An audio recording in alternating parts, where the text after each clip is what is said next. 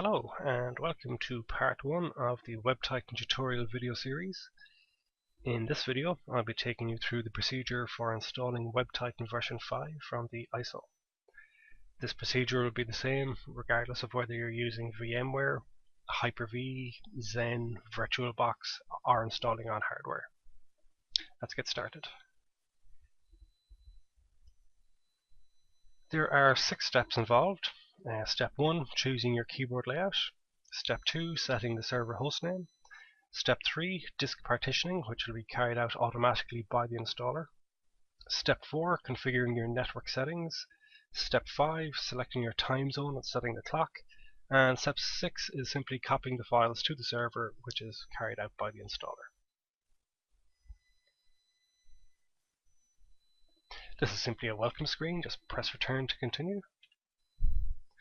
This is where we select our default or keyboard layout. The default layout will be US. If you wish to select a different keyboard layout, you can use the up and down arrows or page up, page down to select the keyboard layout appropriate for you. I'll select UK. Simply press return to select. You can test the keyboard layout if you wish to make sure the symbols are mapped correctly. Other than that, select continue and press return. This is where we set the server hostname. We would recommend using a fully qualified domain name. Edit as required and press return to continue. This is where the disk is partitioned. As I mentioned previously, this is carried out automatically by the installer.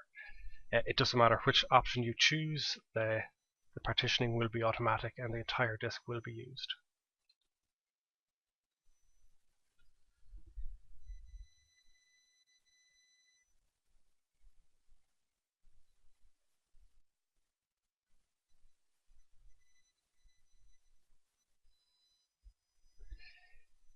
This starts the network configuration. If you have multiple network cards in your machine, you get to select which one you wish to use. Use the up and down arrows to select the network card and return to continue. This is where we set the IP address, subnet mask and default router.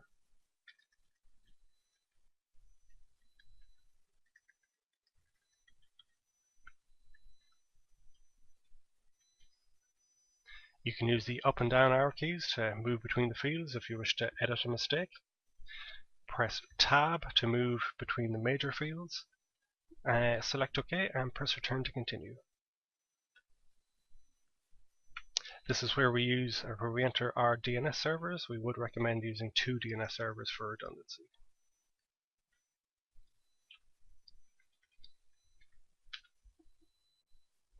If your machine is set to universal time, you can select yes here. If you're not sure or you want to select your own time zone, simply use the arrow keys to move to no and press return. Select your continent and select your country.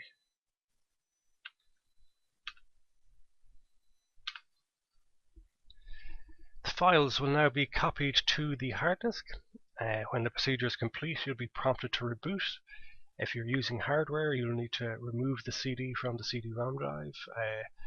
Same if on a virtual machine, just remove the CD, let the machine reboot, and the install procedure is then complete.